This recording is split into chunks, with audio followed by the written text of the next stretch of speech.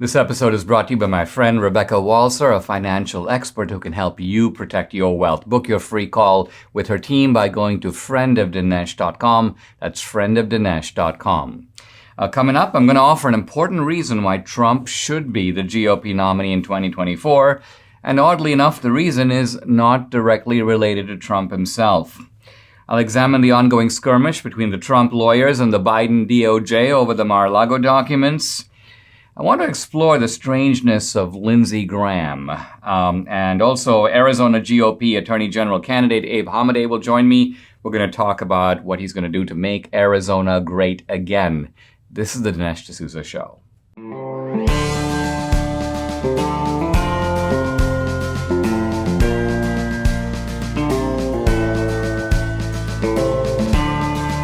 America needs this voice.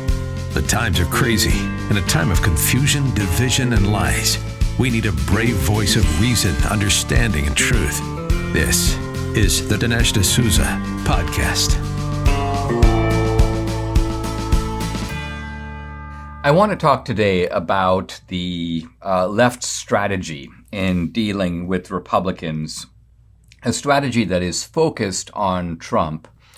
But I would argue in the end, it's not just about Trump, and to some degree, it's not about Trump at all. So here's an article in the New York Times just from a day or so ago.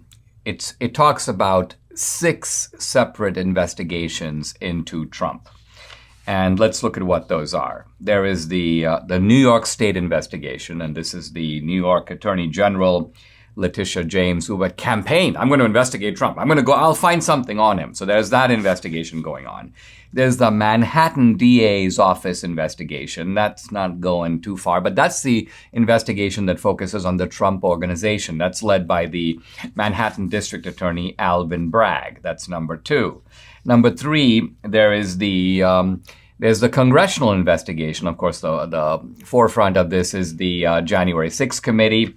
So that's investigation number 3, the congressional investigation more broadly, and then the January 6th committee, which is number 4, I guess.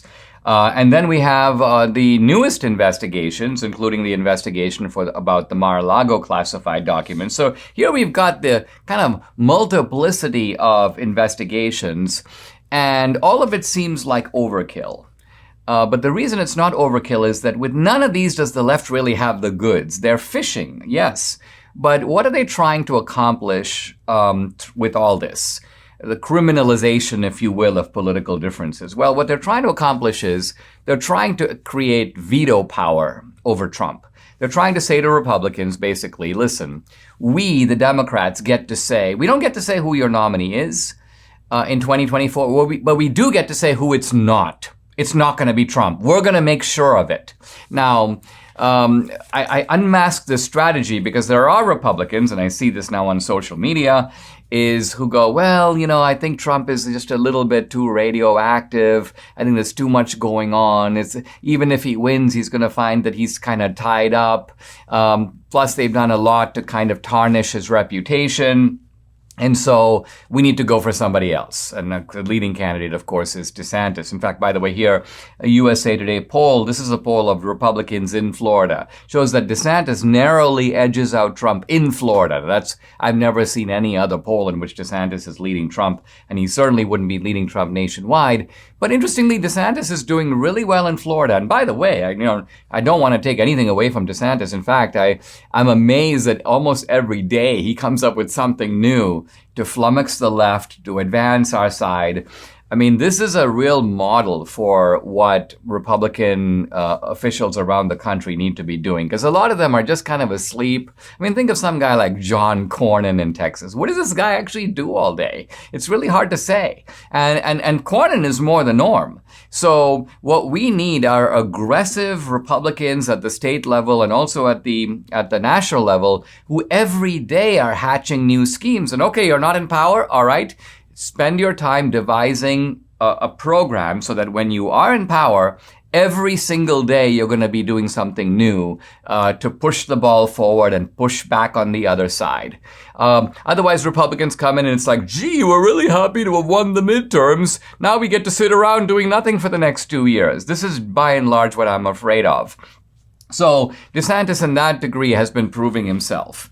But the moment DeSantis does something, and in this case I'm thinking here about dispatching immigrants, as, by the way, Greg Abbott has been doing, to Martha's Vineyard. I'm now going to read from, this is actually an article, here it is, I see it on Newsbreak. Ron DeSantis and Greg Abbott pull from the segregationist playbook with their anti-immigration stunts. And here's kind of what I'm getting at.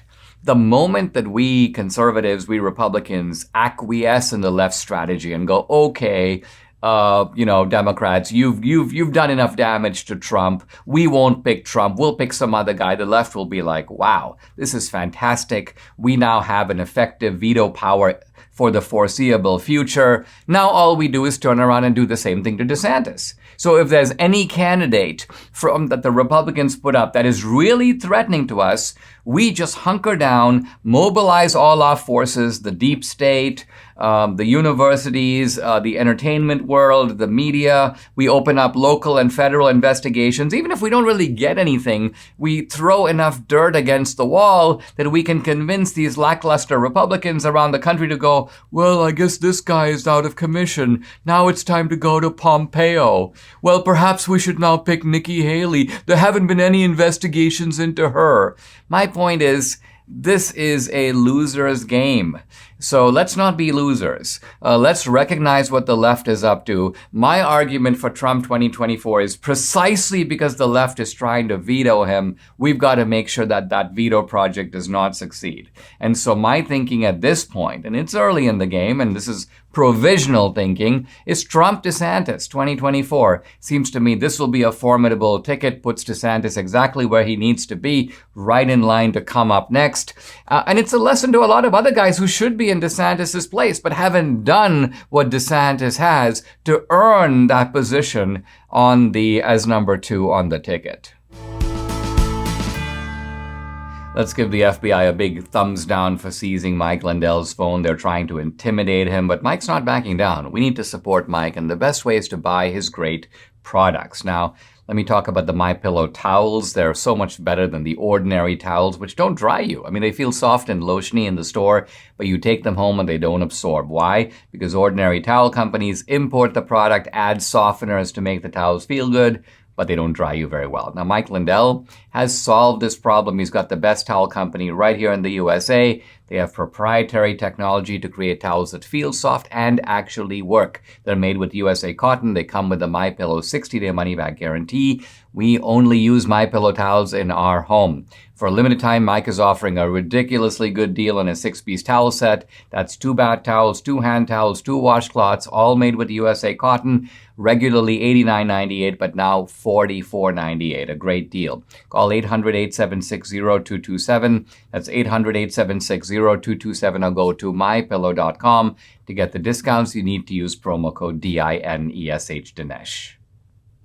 The case of the Mar-a-Lago documents is now in the hands of the special master. The special master is the independent judge. This is a guy named Raymond Dearie, who has been chosen by Judge Eileen Cannon to look over these documents and kind of separate them out into documents that are personal versus documents that are official.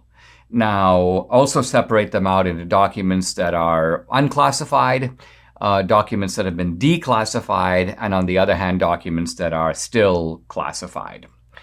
And many people think that somehow this master, this Raymond Dearie guy, gets the ultimate say over what happens next. But he actually doesn't. If you read the judge's order, in fact, I've been looking at social media and they go, Trump made a huge mistake with this Dearie guy. He's a real judge, unlike Eileen Cannon. He's really telling the Trump people what's what. Now, what are they referring to? They're referring to the fact that this judge, Dearie, basically asked the Trump guys, which of the documents do you claim are classified or declassified? Are you claiming that you've declassified some of these documents? And the Trump lawyers were not prepared to say just yet because we don't know what are all the documents that are in the FBI or the Biden DOJ's possession. So basically, the Trump people are making kind of a reasonable point, which is essentially give us a list of the documents when we look at the contents of the documents, because it's not like the Trump people at the time were there to make copies of every document so they have the same base of information. They're flying to some degree in the dark.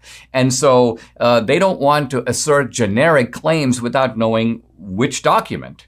And so this is going to have to be sorted out. But the very fact that apparently Dearie made the comment at one point to the Trump people, well, listen, you need to say what's classified and what isn't according to you.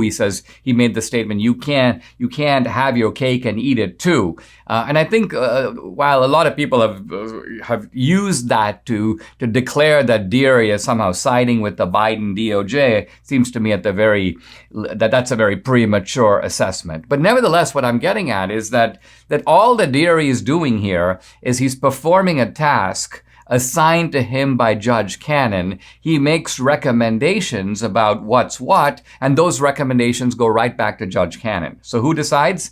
Judge Cannon decides. And I don't think the left knows this. They think that somehow it's been transferred over to Dearie. No, Dearie is basically acting as an instrument of Judge Cannon. He's sort of assisting her in sorting out these let's call them the four piles of documents. Now, it's important to realize that just the very appointment of a special master is a big win for Trump on more than one count. Because it's a win for Trump because the Biden Justice Department was desperate to conceal these classified documents. By the way, classified documents that they claim are classified. And their point was nobody gets to see these documents, not even the special master. And basically Judge Cannon said, no, I reject your request. And besides, I don't trust you to be the final authority in determining whether something is classified or not. In fact, she flatly rejected the Biden DOJ's claim that somehow all documents that are not personal to Trump automatically belong to the U.S. government. It's almost as if when you're president, you have some personal papers, kind of like your own tax returns and things like that. Everything else belongs to the U.S. government. Now, no, this has not been the case. Presidents, by and large, have a lot of discretion over what documents they want to keep, what documents they want to turn over to the archives. I'm sure when we go to, when we look at the Clintons or we look at Obama, we will find that they took all kinds of documents from the government that were during their presidential tenure, refer to their presidency, that involve them and that they have every right to. I'm not talking here about classified documents. I'm just talking about documents in general. The issue of classification is now going to be a little critical. Apparently, there were some files that said classified at Mar-a-Lago that were completely empty. Now, the Biden DOJ is acting like, this is highly suspicious. We need to conduct an investigation of what was in those files, blah, blah, blah. So they're doing a massive song and dance routine. The basic purpose is to act as if, our national security is gravely imperiled. Foreign spies are all over this. As I've mentioned before, these are documents that were basically locked in a storage room in a facility, Mar-a-Lago, guarded by the Secret Service. So this all strikes me as a massive pantomime. It's a theatrical performance to see if Judge Cannon would fall for it. And happily, even though, by the way, she's a relatively inexperienced judge, 40 years old. She's been on the bench in her current position, I believe, 7 years. But she was very cool and calculated and basically go, listen, basically you're not, this fog machine that you're putting out is not blinding me. I actually see what's going on. I'm not deciding against you, but I'm not deciding for you either. I'm going to get the advice of a special master. And so even though people say, oh, the judge is inexperienced, the judge is a fool, and so on, the judge is actually proceeding in a cautious but also forceful way to try to get this matter rectified and not to succumb to what seemed to be the deceptive tactics of the Biden DOJ.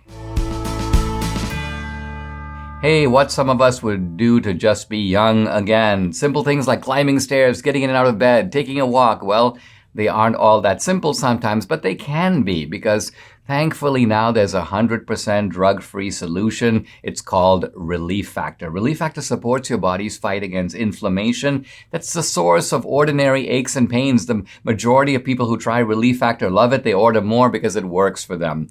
Debbie can finally do the exercises she loves, like planks, push-ups, a stationary bike, and it's all thanks to Relief Factor. It's been a real game changer for Debbie and for many other people. You too can benefit. Try it for yourself. Order the 3-week quick start for the discounted price of only $19.95. Go to relieffactor.com or call 833-690-7246 to find out more. That number again, 833-690-7246, or go to relieffactor.com. You'll feel the difference. Almost out of nowhere, Senator Lindsey Graham of South Carolina has introduced a bill, a proposed federal law at the national level, that would outlaw abortion after 15 weeks. Now, Lindsey Graham appears to be kind of moving on two fronts. He seems to be saying, well, we have the momentum with us. Supreme Court has overruled Roe. Things are moving in our direction. Yes, the Supreme Court has sent the abortion decision back to the states, but why don't I up the ante by proposing a federal law? I mean, let's remember the federal law would apply nationwide. And Lindsey Graham did make a very interesting observation in introducing the bill. He said that he's discovered that it is now routine for doctors who perform abortions to offer pain-killing drugs to the fetus. And so Lindsey Graham, in a very cunning way, goes, wait a minute, you're offering pain-killing drugs. Doesn't that actually mean that at 15 weeks the unborn child feels pain? Why else would you administer pain-killing drugs? So what he is getting at is new research that's, by the way, for many, many years, even decades, the left would say, like, oh, it's ridiculous.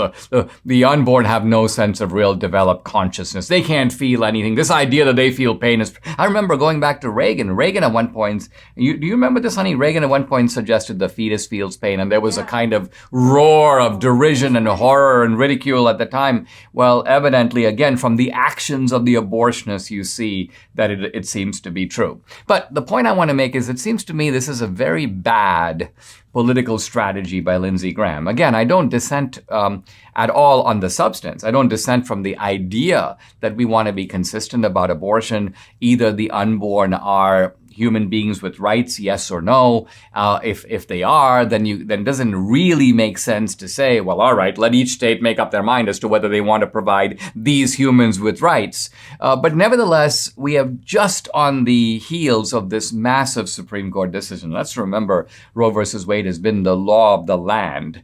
In fact, supposedly enshrined in the Constitution. Can't find it anywhere, but nevertheless, a series of courts kind of found it there through a kind of close, weird type of reading of the Constitution.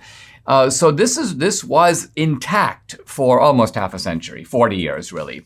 And then the Supreme Court very boldly, very brilliantly, and with almost flawless reasoning, this is, I believe, Judge Alito, says, we're going to let this decision be made by each state reflecting the sentiments of the people in that state. Now, there's a certain kind of prudential logic to this, and that is that on a contentious issue, you basically decide, look, there are going to be progressive states where the overwhelming sentiment is pro-abortion. Fine. They're going to have laws that look a lot like Roe versus Wade, abortion on demand, virtually without a reason given for many months, if not all 9 months of the pregnancy.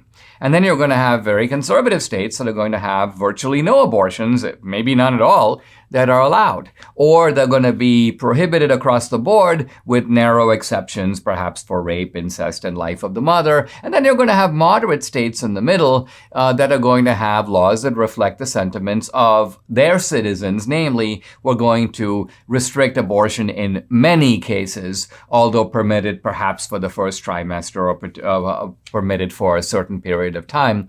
And this allows the issue to sort of settle down. So just when the court does this, you may say, the centrifugal force of dispersing the issue to the states, here comes Lindsey Graham and goes, let's pull it right back to the federal government. Let the federal government decide in our favor. But my point is, what is the practicality of this, Lindsey Graham? I mean, what is the chance that you can get this? Let's start with bills begin typically in the House. Can you get it through the House? No. You've got a Democratic majority. It's not going to get through the House. Are you going to get it through the Senate? No. And you know it as well as I do.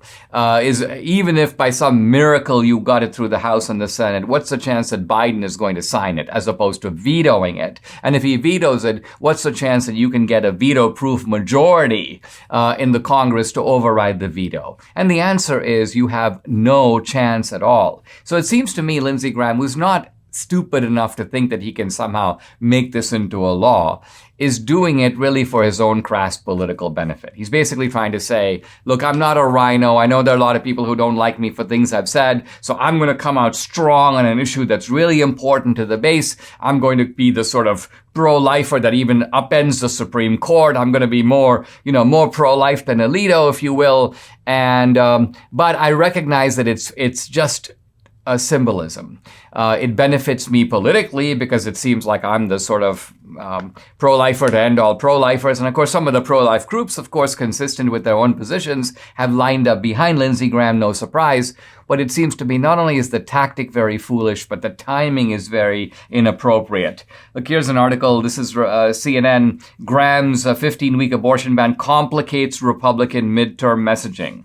Here is 538, the website. Lindsey Graham's abortion ban is dividing GOP Senate candidates in swing states. Why? Why are we doing this? We're going into the midterms. Why do we want Senate candidates for the GOP in swing states? Some of them to side with Lindsey Graham, some of them against. The left gets an issue that they can use. They're trying to motivate their base on the abortion issue. So this is just sheer foolishness from Lindsey Graham. But I think it's more than foolishness. There's an element here of crass opportunism that I find very distasteful.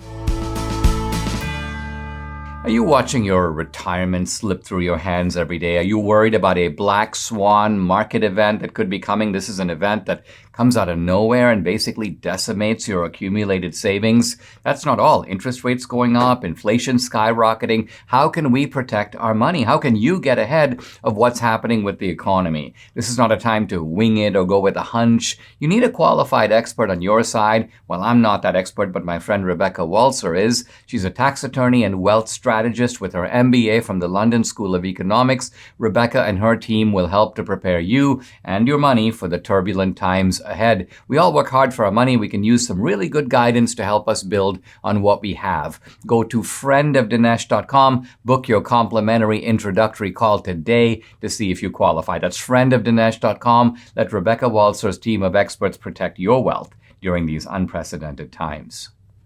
I want to talk about a very interesting video that is made by an Atlanta-based attorney. His name is Preston Moore. Now, this is a guy who does legal analysis, and he's very popular on Instagram. He's apparently popular on TikTok. It's kind of funny, honey. I thought TikTok was for people who are under 18, and here's this middle-aged attorney, Preston Moore. Maybe we should look at TikTok. Anyway, the point is this guy does videos. Really popular. Supposed to be really popular. Maybe it'll increase my following with the Korean under 18 crowd. Oh man, that guy Dinesh is really very interesting. People all over the world, it'd be really funny. Maybe I'll develop an Indian TikTok following. This Dinesh is making some very good points. Your accent is not. My accent is not working. No. I'm failing miserably. Yes. That's probably because being Indian, it's hard for me to do my even though I had an Indian accent when I came to America. Yeah. Anyway, back to our topic at hand. This guy, Preston Moore, apparently gets an email from a left-wing group called the Good Information Foundation. Now, the Good Information Foundation is funded by Soros. It's funded by sort of left-wing money. And they're supposedly fighting disinformation, as we're about to see. They're actually promoting misinformation and disinformation. And so they tell this guy that this is apparently something they sent out to a bunch of people. They tell Preston Moore they'll pay him $400 if he makes a video blasting Trump before the November midterms. Yeah, I said funded by Soros. It's for Soros and Reid Hoffman, another left-wing money guy. So this guy, Preston Moore, says in his video, he goes, listen, I want to tell you what they were trying to get me to do. He goes, I want to start at the video by saying I'm not a Donald Trump supporter, so I want you to know where I'm coming from. And he says that the video, the message that he got from this foundation was very specific. And I want to just read a couple things. First of all, you have to use the words criminal conspiracy in connection with January 6th.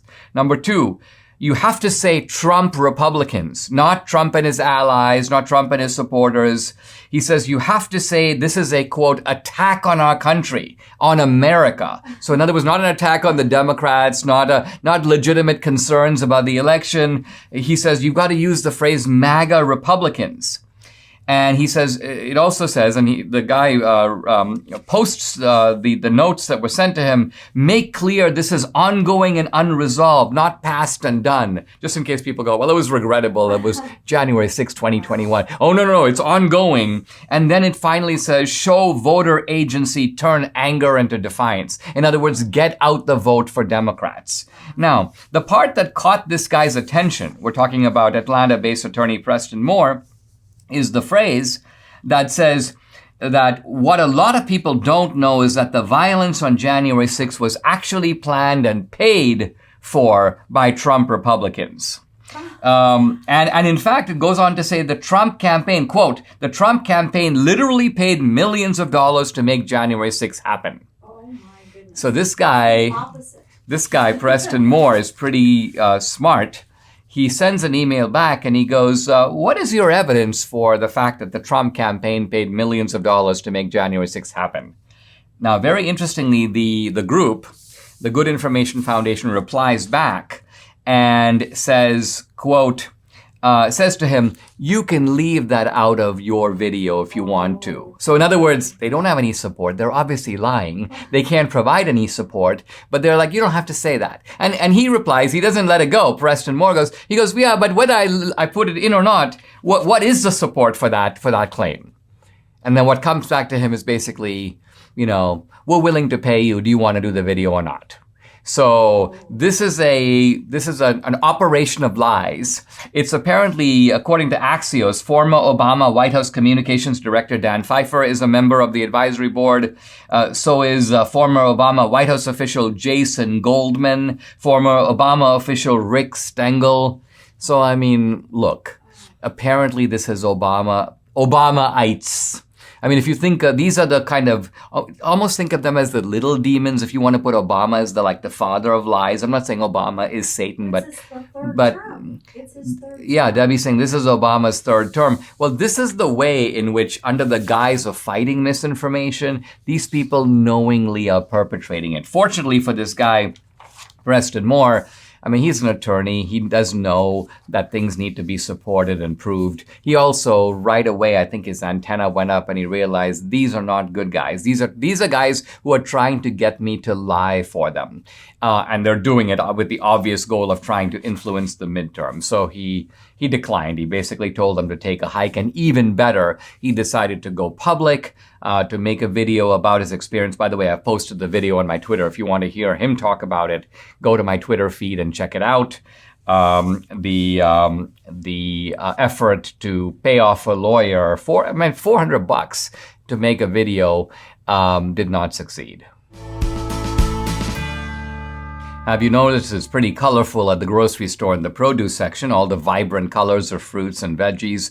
Well, our friend Dr. Howard at Balance of Nature explains that all those colors, the reds, the yellows, the greens, you see represent nutritional variety. Now, I don't eat anywhere near the 10 daily servings of fruits and veggies I should, so Balance of Nature is the way I give my body what it needs to stay healthy. Debbie and I take these 6 little fruits and veggie capsules every day. Each daily dose is made up of a blend of 31 different fruits and veggies. 31. So variety equals vitality. Give your body everything it needs with Balance of Nature. Invest in your health. Join me and experience the Balance of Nature difference for years to come. For a limited time, all new preferred customers get an additional 35% discount and free shipping on your first Balance of Nature order. Use discount code AMERICA. Call 800-246-8751. That's 800-246-8751, or go to balanceofnature.com and use discount code AMERICA.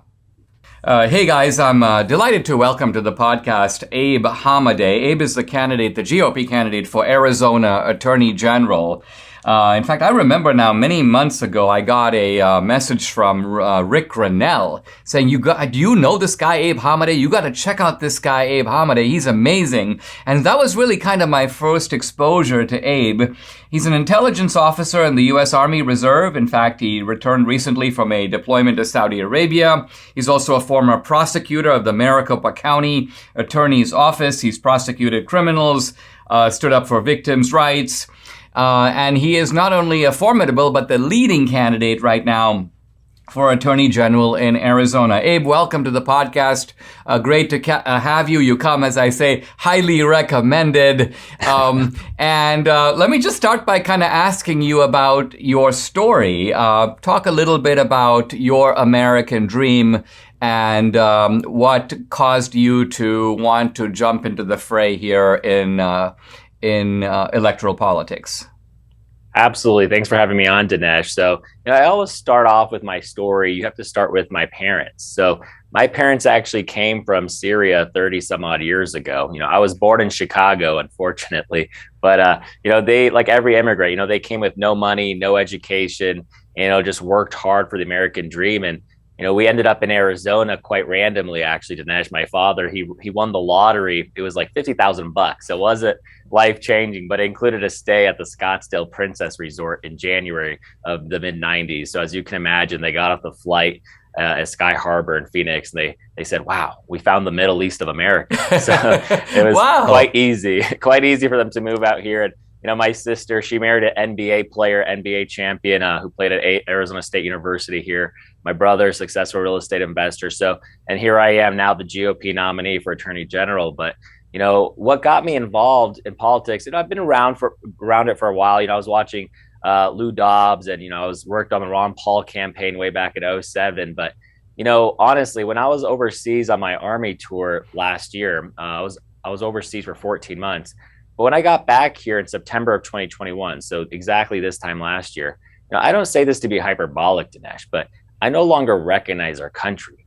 I mean, just look at the COVID times, for instance. How quickly did we shut down churches, schools, or small businesses and allowed our loved ones to die alone at the hospital? Just something that I think our founding fathers would be ashamed of us right now. So this is my generation's fight. And I got in the fray. We had a tough primary battle, but the Republicans out here in the Arizonas, they recognize what we need right now is tough, bold leaders with a backbone who aren't going to back down. And so that's exactly what I'm going to focus on when I'm Attorney General. I mean, you're making a very interesting point, Abe, and I completely resonate with it. And that is that for most of our lifetimes, people like you and me have just reflexively thought of America as a good country, the best country. We can trust our basic institutions. We go in and vote, and we can trust that the process will deliver will deliver an honest result. We can trust the FBI to do things the right way.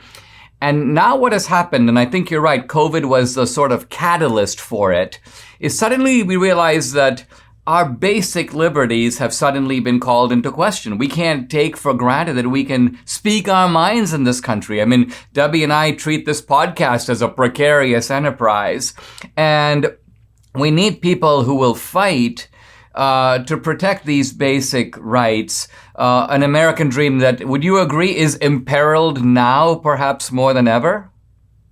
I mean, that's exactly right. I'm just not sure what the opportunities, when you're going to colleges and universities, what they're teaching, kids nowadays. I mean, for me, when I was in college and law school, I don't remember gender pronouns being a thing, but how it came to become normalized in our society is so frightening. And this is what I say, Dinesh, where, You're right. During the last 2 years, I think we recognized how powerful states are. And what we witnessed with Florida being open, but New York and California being closed, I think people finally had a firsthand look on, government matters and state government matters. And in my primary, for instance, it was about $6-7 million spent just in my primary alone with the other candidates. So, these races are getting expensive because we've seen the weaponization of these offices all across the country. I mean, look at Letitia James up in New York. So this is what's very frightening. And we have to realize is that in order to have prosperity, we need to have security. And every single city that Democrats control, these are the same cities that have humans defecating in the streets, needles in the streets, forcing hotels to have their vacant rooms house homeless people, rolling blackouts. So this is what's frightening. The Democratic policies has failed Americans. And this is why they're going to be stunned this November when America First Republicans win. This is awesome, Abe. Great stuff. Let's take a pause. When we come back, I want to talk to you specifically about crime and about the border. Absolutely. Imagine the lifelong impact of a journey to the Holy Land. Surrounded by like-minded travelers, picture yourself stepping foot in iconic locations right out of Scripture. Join Dr. Sebastian Gorka and Dinesh D'Souza on this life-enriching Israel tour, November 30th through December 9th, 2022. For more information, call 855-565-5519 or visit standwithisraeltour.com. I'm back with Abe Hamadeh, embodiment of the American dream, a former intelligence officer in the U.S. Army Reserve, former prosecutor of the Maricopa County Attorney's Office, now the GOP, the Republican candidate for Arizona Attorney General. Abe, it seems to me that you represent and others represent the kind of multiracial face of the GOP, even though the left works really hard to somehow portray the Republican Party as a white party, a white supremacist party. Isn't it a reality that all over the place now we're seeing people from all different backgrounds all resonating with a message of upward mobility, law and order, and basic decency? Yeah, you're right. I chuckle because the Arizona Republic, one of these so-called newspapers out here, they actually called me saying that I was promoting white supremacist views.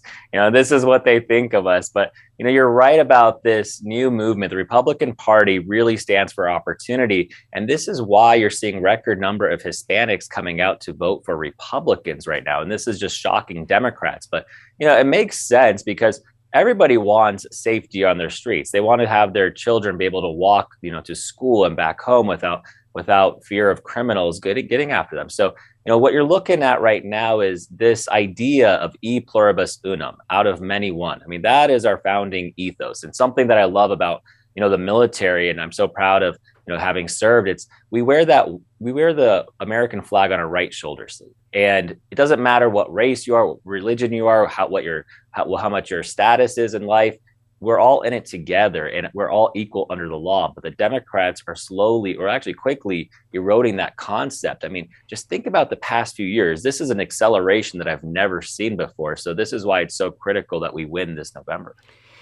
Abe, usually when I look for candidates I like around the country, I find one guy over here and one guy over there and someone else over here. What's cool about Arizona is that you guys seem to have created a kind of a phalanx, right? You got Blake Masters in the Senate race, you've got Kari Lake in the gubernatorial race, you've got Fincham in Secretary of State, you've got you for Attorney General. I mean, if you guys do a sweep, it seems to me your Arizona will then be able to join Texas and Florida in leading the country at the state level. I mean, sometimes it seems to me that the national GOP is, if not asleep, half asleep, but there's a lot of innovative and bold stuff going on at the state level, and you're trying to do that in Arizona, aren't you? Yeah, absolutely. And you're right. We have a great slate of candidates right now. And, I credit President Trump. All of us were Trump endorsed candidates. But, Kari Lake and myself, we had a press conference last week. I don't know if you had a chance to see, but we received the endorsement of the police organizations out here. And the media was trying to come after us. and trying to say, oh, law enforcement, arbors racist views. And I mean, Carrie Lake and I lit into them, and the media at the end of it had their tails between their legs because we push back against the narrative. We push back. We're not scared of the media, and that's what's so exciting. I think you're right. Arizona is going to be the leading example all across the country once we take office next January.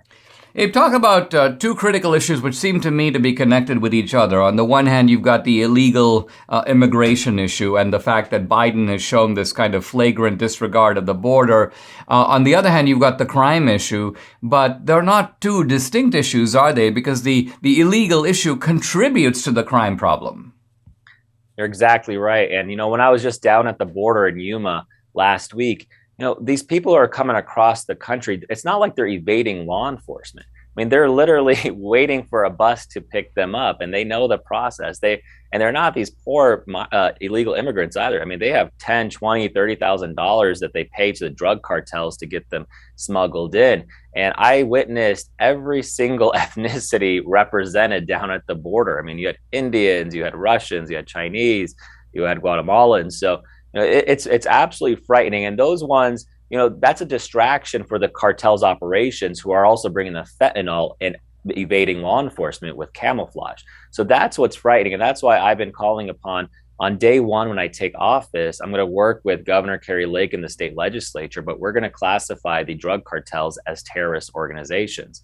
And with that designation, we'll have enhanced sentencings on them, because under current Arizona law, we use the U.S. Department of State's definition of a terrorist. And, that's been politicized. I mean, the Yemen Houthi rebels who were firing missiles at me when I was in Saudi Arabia, they were delisted as terrorist organizations by the Biden administration. So Arizona knows who the threat is, and these are the narco terrorists. But you're right about how this is affecting our communities and crime. I mean, look at fentanyl. Now they're targeting fentanyl with school children with these candy-colored, fentanyl pills. So this is what's absolutely frightening. So once we secure the border, our streets will become secure as well. So that's why it's my number one issue. Abe, it's really a pleasure to have you. I mean, you have been really strong. I was delighted to. You've been recommending 2,000 Mules. You've been talking about the fact that across the board you're going to be really tough, and I really wish you the best. By the way, your website, Ep418.com, Ep418.com. This is the way to find out more about Abe Hamadeh and to support him. Abe, thanks very much for coming on the podcast. Thanks, Dinesh. We are now beginning a section of the Odyssey, very famous section, the Adventures of Odysseus and his men, kind of on the high seas. And this will continue for 3 books. So 4 books, 9, 10, 11, and 12. And that takes us to the midpoint of the Odyssey. The Odyssey is 24 books, same as the Iliad. And so at the end of book 12, Odysseus will have completed his narrative, will be back to his hospitality with the Phaeacians, and they will essentially direct him home. And then all kinds of new troubles begin because, of course, there's a big problem going on in Ithaca. Now, Odysseus picks up the narrative to an enraptured and attentive group of Phaeacians, and he begins the narrative very briefly with the aftermath of the Trojan War. He talks basically about his men mopping up a couple of the cities that were allies of the Trojans, and there was some ferocious fighting. In fact, 6 well-armed members of his crew, he says, died from each of the ships. By the way, Odysseus has 12 ships, so he loses some men in those last battles. But then he is essentially they're out at sea. The men are out at sea, and there is a fierce storm sent by Zeus. The ship is blown this way and that, and Odysseus, in fact, says that he was making his way home. He was not very far away, but he got blown completely off course. For 9 days, the winds pulled him in various directions, and on the 10th day, he lands at the first place that he is now going to have to deal with. And it turns out to be a very strange place. It is a place that is inhabited by a group of people weirdly called the Lotus Eaters. The Lotus Eaters. Now, the Lotus Eaters are not threatening or dangerous in any direct way. They're not like, in fact, many of the other people, the giants, the cyclopses, and in fact, the experience Odysseus has in going into the underworld. All of that is coming later. But the lotus eaters basically have a plant. It's the lotus plant and the lotus fruit. And they all eat the lotus fruit. They basically sort of sit around in a kind of dazed and pleasant stupor, almost like they're, quote, on drugs. And they have no desire to move. In fact, their only desire is to kind of sit there and enjoy the sweet, kind of forgetful taste of the lotus plant and the lotus fruit. They forget, actually, their past. And so Odysseus's men start eating the lotus fruit, and they're like, we love it. It's great. We want to stay here. We don't remember anything. We don't want to go anywhere. And Odysseus says, quote, I dragged them back in tears, forced them on board the hollow ships, pushed them below the decks, and tied them up. I told the other men, the loyal ones, to get back in the ship so no one else would taste the lotus. So what you have here is a temptation. A temptation from the lotus eaters to forget about what they're all about. And what are they all about? Going home. Homecoming is the theme of the Odyssey. And so even though the lotus plant is not bad for them in a sense that it doesn't harm them in any way, nevertheless, it is a distraction. It is a temptation. By the way, to broaden our inquiry here, what's going on here is a pretty good definition of what in the Christian vocabulary we would call sin. And what I mean by this is that we think of sin in terms of, don't do this and don't do that, as if sin is defined by just the 10 Commandments. But there's a kind of a broader view of sin, which is that we are on a journey. We're pilgrims. We have a destination. And anything that pulls us away from that destination takes us down another road, even if pleasant in itself, even if not harmful in itself, even if not in violation of any commandments in and of itself. Nevertheless, it is taking us off the path that we should be on. And that's the way Homer presents it, that Odysseus, in fact, here recognizes that this is dangerous to our mission to get home. These men, if they continue to sit here, will basically become, let's call them addicts. They will become addicted to the lotus fruit. They will never get anywhere. In fact, they will never do or accomplish anything. Their life becomes inert. And becomes one of abandoning all responsibility. And Odysseus is sort of like, I'm going to grab them, tie them up, force them. I'm going to get the men that haven't eaten the fruit to be kind of my troops in this. And so he puts these people back into the ship and off they go. And now the next destination, which I'm going to pick up tomorrow, is perhaps, arguably the most famous episode in the Odyssey. And that is the Adventures of Odysseus and his men in the land of the Cyclopes. So we're going to talk about a particular Cyclops, a guy named Polyphemus, but the plural of Cyclops is Cyclopes. So it's the land of the Cyclopes, a kind of remarkable group of cannibals who are also shepherds. And Odysseus finds himself trapped, and he's got to figure out how to get away. Subscribe to the Dinesh D'Souza podcast on Apple, Google, and Spotify, or watch on Rumble, YouTube, and SalemNow.com.